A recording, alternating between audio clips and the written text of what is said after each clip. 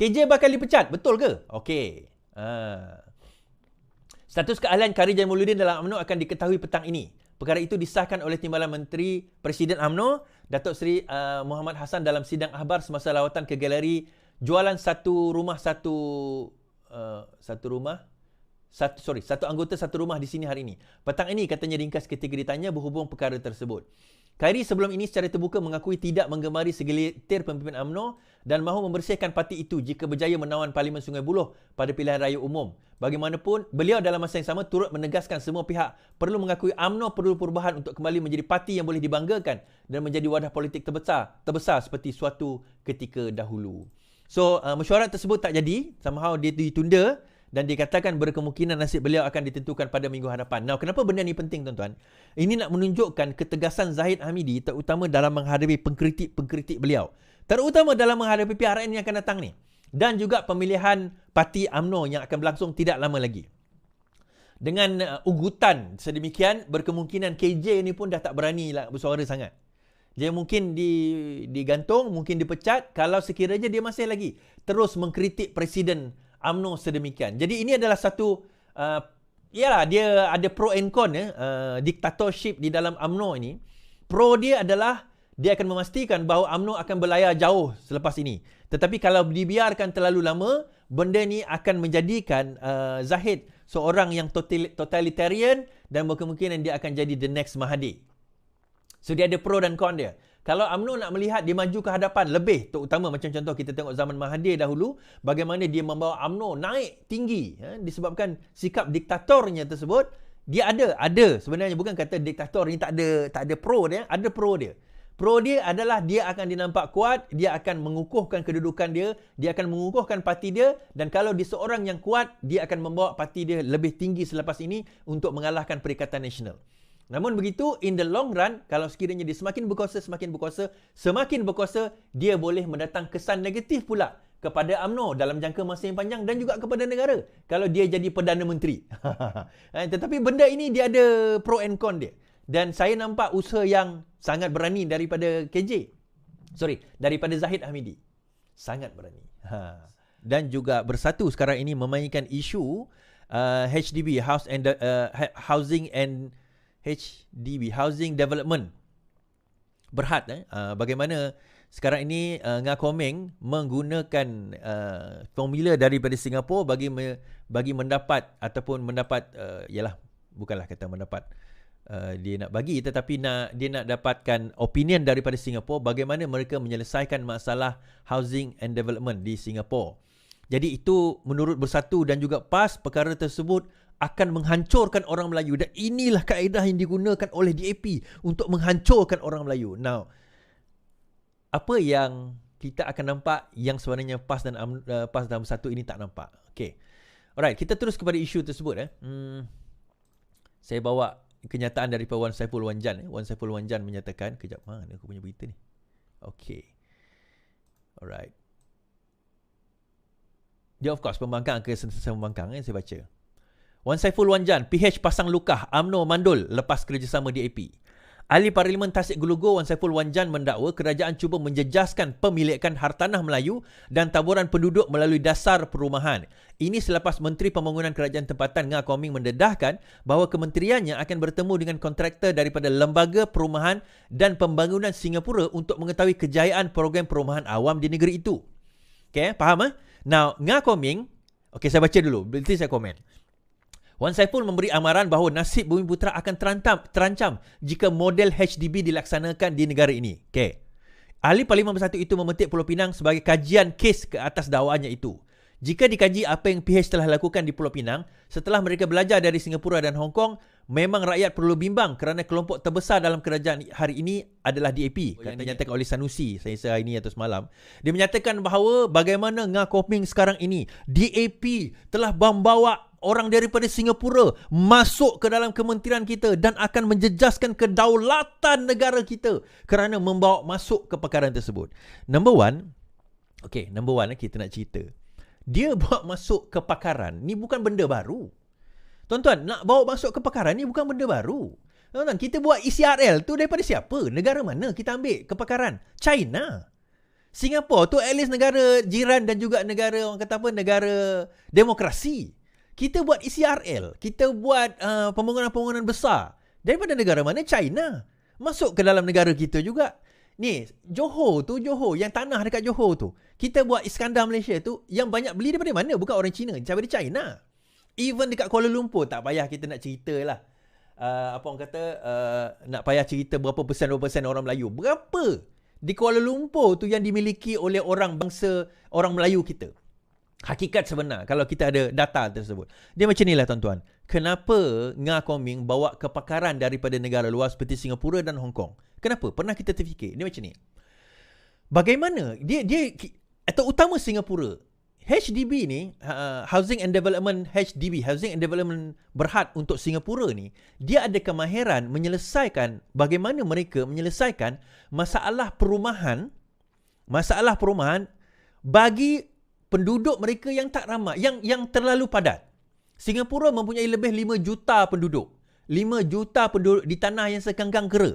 So bagaimana mereka menyelesaikan masalah yang melibatkan perumahan di kalangan resources mereka limited.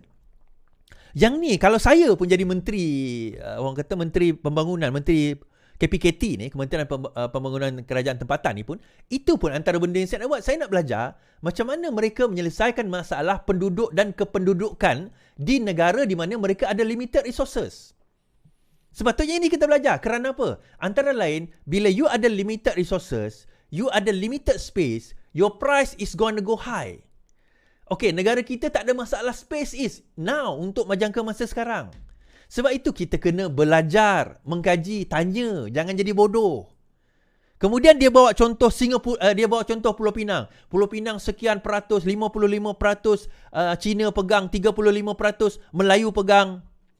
Daripada segi tanah yang dah buka tanah ni, memang kita dah buka tanah kita. Terutama pemilikan-pemilikan yang bukan reserve tanah Melayu, kita dah buka lama dah.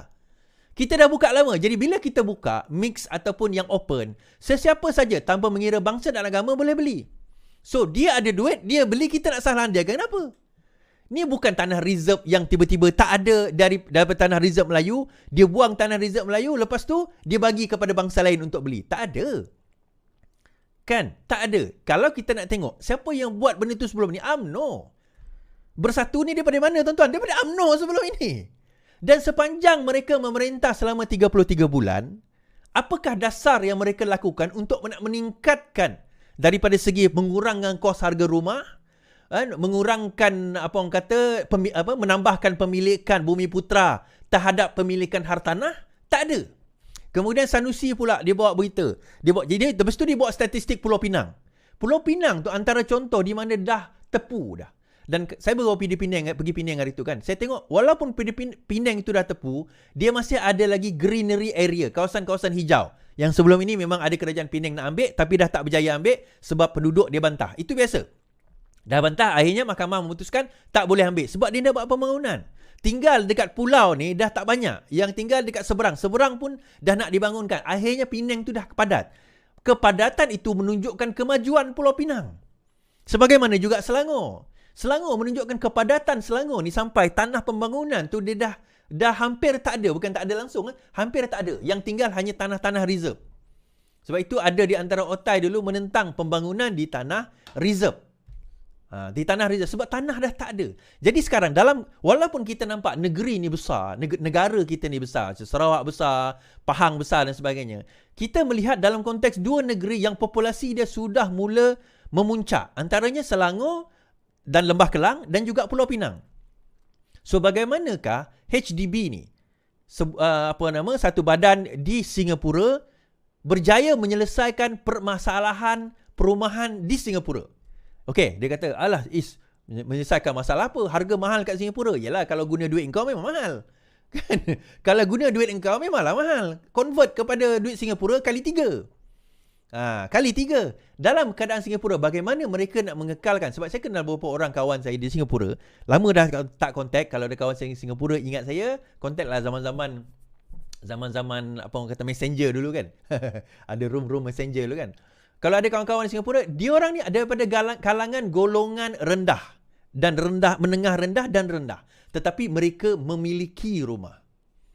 Mereka rendah dan golongan menengah rendah, tapi mereka memiliki rumah. Kenapa benda itu penting? Sebab kita nak kena kaji, kita kena belajar. Macam mana mereka dengan limited resources, limited space, boleh bagi perumahan untuk penduduk dia.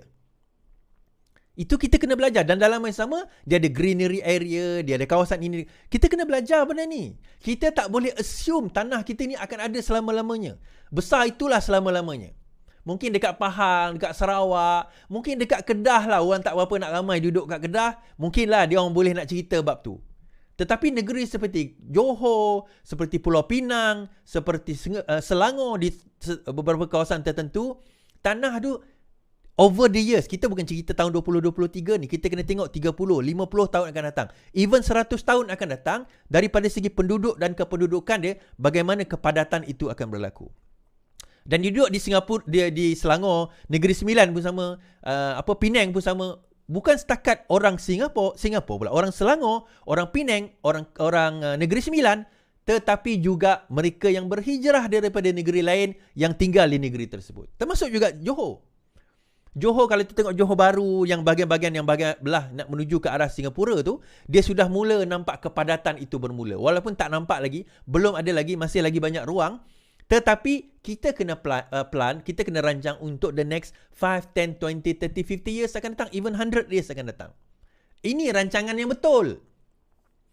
So, bila Ngah Koming bawa orang Singapura datang, tiba-tiba daripada bersatu, daripada PAS, kata apa? Oh, telah menjahanamkan kedaulatan negara kita. Baik, dia pergi tanya, macam mana kau orang buat? Macam mana engkau orang dalam keadaan tanah yang kecil, yang tak banyak itu, dalam keadaan penduduk yang padat tersebut, tiba-tiba boleh buat pembangunan yang sedemikian. Uish, amazing tu. Okay? Jadi kita kena faham perkara tersebut. Okay, tentang inflasi ini habis dah. Harap nampak. Hari ini lebay bagi kenyataan tentang inflasi, dia kata. Okay. Lebih banyak barang naik harga daripada sedikit turun. Ni dalam harakat Daily. Harga barangan basah termasuk ikan masih lagi trend menaik biarpun Menteri Kerajaan mendakwa kos bahan mentah di pasaran sudah stabil. Menurut PAS Perak, Razman Zakaria berkata berdasarkan tinjauan di Pasar Simpang 4 Semenggol hari ini, barangan keperluan harian masih lagi mahal. Malah katanya peniaga buah mangga memaklumkan harga buah akan naik minggu hadapan. Terdapat juga peniaga yang memaklumkan penurunan harga namun sedikit. Barang yang naik adalah lebih banyak. Sedikit turun beramah mesra dalam membeli belah. Itu kita nampak bahawa kadar inflasi dah mula menurun. Dia mula melega. Tapi tak turun lagi. Sebab bila kita bercakap tentang inflasi, kita cakap tentang consumer behavior, itu yang Rafizi sebut bahawa keperluan untuk nak kita melihat bagaimana kita sebagai pengguna ni kena juga memain peranan. Dia macam saya katalah, kerajaan tidak boleh, ni saya nak bagi tahu, kerajaan tak boleh nak kawal harga barang biasa. Tuan-tuan, kerajaan tak boleh datang kemudian dia kata, kita nak kawal harga teh tarik. Tak boleh. Teh tarik mesti sekian harga je. Dia tak boleh. Tak ada. Tutup kedai kalau dia buat macam tu. Tetapi apa yang kita boleh buat? Kita boleh bagi kesedaran. Kita boleh implementkan certain benda. Kita boleh import certain benda. Kita boleh floodkan market dengan certain benda. Terutama bernas umpamanya kan. Dan juga yang sewaktu dengannya. Kita ada nafas, kita ada peladang dan sebagainya. Mereka boleh memainkan peranan dalam nak menyelesaikan orang kata membantu rakyat dalam kerajaan dalam nak mengurangkan kadar inflasi. Okey, habis kat situ saya tak akan go panjang sebab saya nak kena rush ni.